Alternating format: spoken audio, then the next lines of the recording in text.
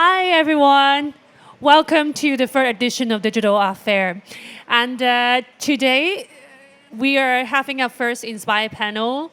Before that, we would love to, first of all, thank you all of you to be here to witness what we created in digital art. And thank you to all our partners, including Oriental Watch, LG, Philips, Prestige, and the list goes on. And then without you guys, we won't be able to do what we want to do. Today's the opening ceremony. I'm not going to be the speaker because I think there's someone else that's much more prominent than me and much more knowledgeable than me to talk about digital art and collection and what is so important about it and what we're creating together, the impact of that. So no more for me, but I would love to introduce Jehan Chu, our board of director and also the founder of Kenetic, please.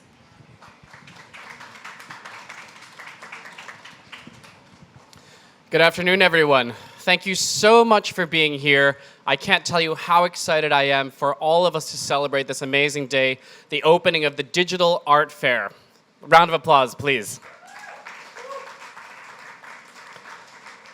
First of all, I want to say thank you to Gillian and her team. They've done an incredible job. And I have to say, having seen the first Digital Art Fair so many years ago and seeing how far it's come, how polished, how professional, and even how polished and professional the new attendees are, all of you, it's really, really invigorating and it's exciting for the entire space. And I would say even more exciting for Hong Kong to be able to be the kind of cradle of the first digital art fair in the world. So that's something definitely for Hong Kong to be proud of. Now, yeah, there you go.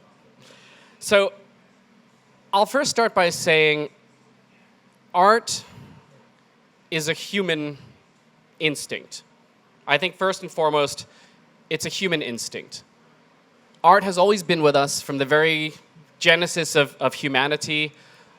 Art has always been there. It's been there as cave paintings. It's been there as children's doodles.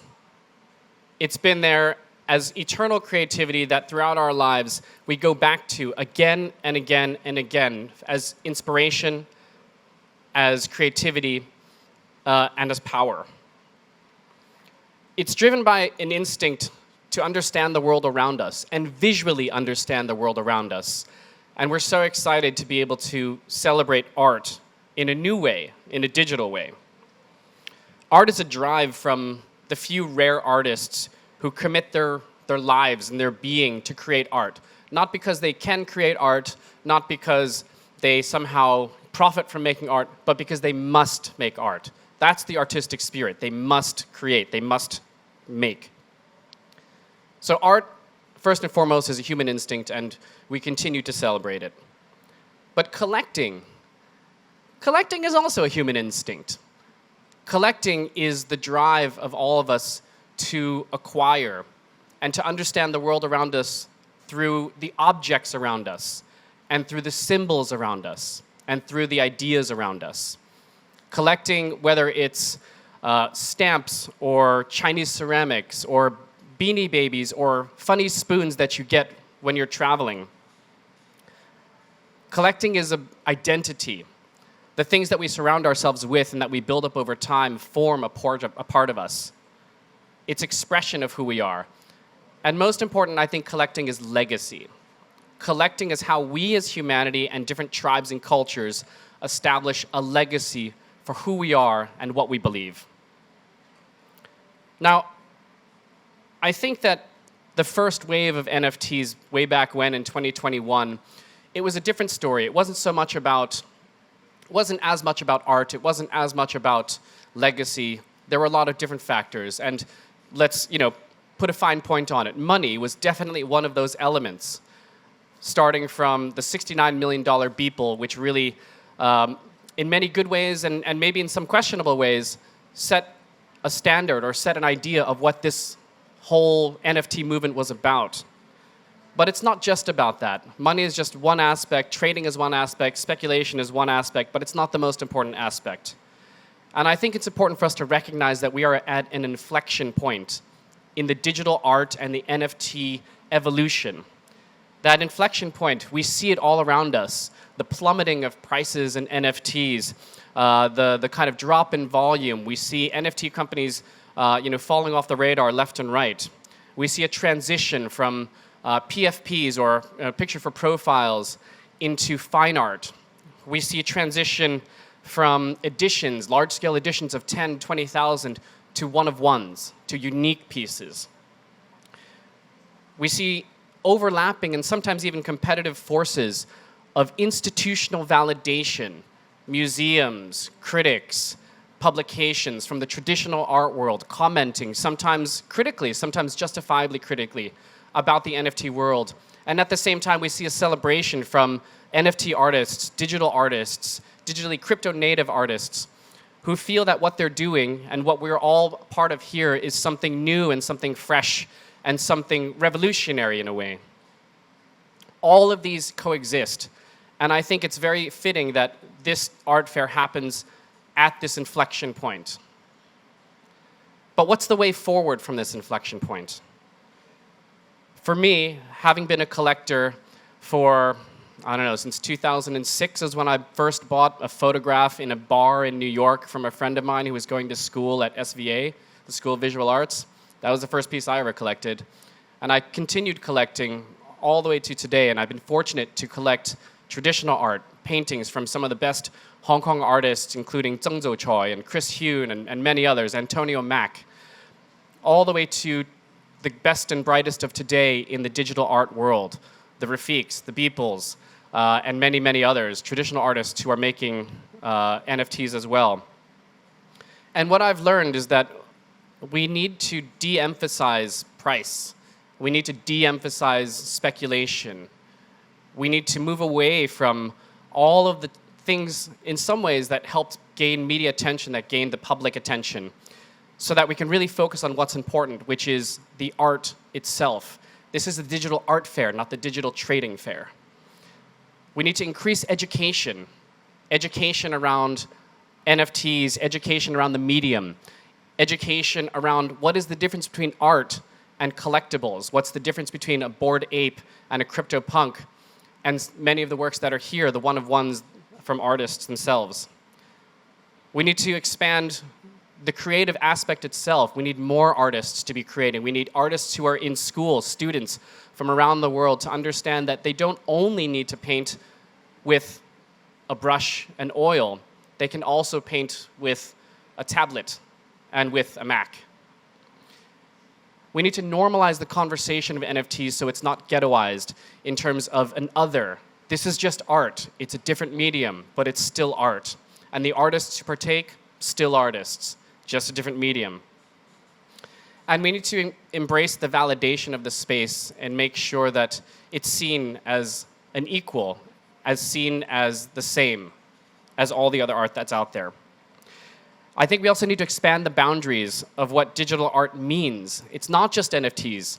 It's also the entire history of digital art, which spans 50 years from now and includes many artists who have nothing to do with NFTs except for the fact that they pioneered a space of digital creation way before the blockchain ever existed. We need to recognize that and celebrate that. NFTs also go way further into performance, into physicality. Just because it's digital doesn't mean that it's only digital. There are so many boundaries that are being broken, and isn't art always the question of where is the boundary? That's what the artists, the digital artists of today, are searching towards and trying to investigate. In addition, we need to embrace the traditional artists who come from the contemporary art world, who are practicing today, and who are only now finding their way into the digital space and experimenting. These also need to be embraced. I think we also need to support and encourage institutions who are pioneering and bravely going forward, like M+, when they show the Beeple work, like MoMA, when they're showing the really groundbreaking Rafiq piece, which was one of the most visited and viewed pieces in the history of MoMA itself.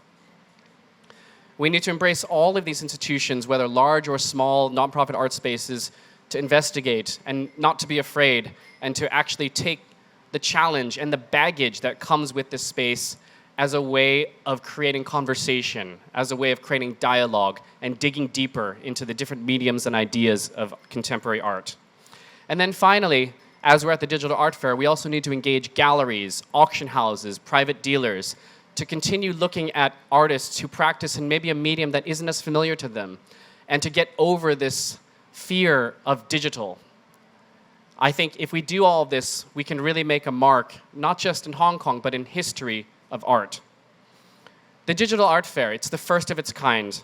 It's a true pioneer in the art world itself, having been the first digital art fair and introducing the medium really to Hong Kong. It's provided a platform to artists globally, not just in Hong Kong, but globally, to introduce themselves and to educate people and energize and inspire people about what's possible when you change up your medium. We've amazed and delighted thousands of visitors over the years and gave the opportunity for so many collectors to collect their first piece. And I think, and I'll say this personally, I really believe that the Digital Art Fair has been the genesis of so many new collectors who never thought to step into a gallery, who never thought that what's on the walls in a museum is something that's attainable. But for some reason, a digital piece which is native to their culture, to the digital society today, is something which is easy. And so we've, I think very much so, been happy to support the creation of collectors and a new wave of collecting and a new idea of collecting. Digital Art Fair has been a social space for artists and gallerists and a welcome environment for collectors. And I think it's most important for collectors to understand that what you're doing as a collector is that you are building art history. You're building a sense of your own view of art history, but all of the art that gets collected is what makes up the story of art history. And that's why it's so important to collect, to go around this fair, see something that you like, and collect it. Don't just look at it. Take on the idea and the responsibility of building a legacy of collection for yourself and for all of art history. DAF has been at the forefront of this movement in Asia, and we're extremely, extremely excited and proud to present to you this latest edition and help lead the way from this inflection point into a new space of digital art and collecting and the future of art history. We hope that you are fascinated, we hope that you are educated, we hope that you are inspired by everything you see around you. We hope that you talk to the gallerists, we hope that you talk to the artists, talk to the staff, talk to each other about what art means, not just what does an NFT mean, and how can it have a place in your home and your heart. We hope that you will collect your first or maybe your 101st artwork and be part of this new incredible movement. So once again, thank you so much for coming to the Digital Art Fair. Thank you for gracing us with your presence, taking time out of your day, and for giving your attention to the artists and the gallerists here in Hong Kong. Thank you so much.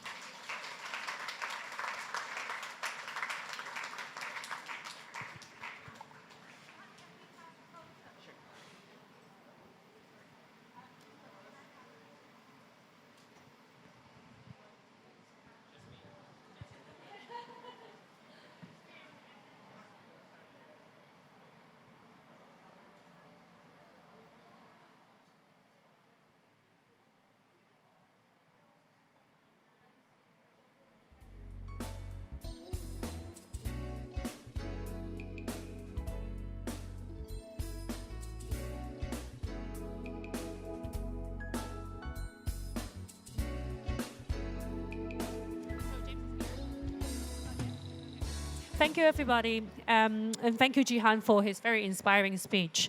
We're going to have a panel in about 15 minutes. But before that, we have prepared some champagne. If anyone would like a glass and have a chit-chat, we have 15 minutes break before we have a first panel of Digital Art Fair. Thank you very much for your time. Thank you.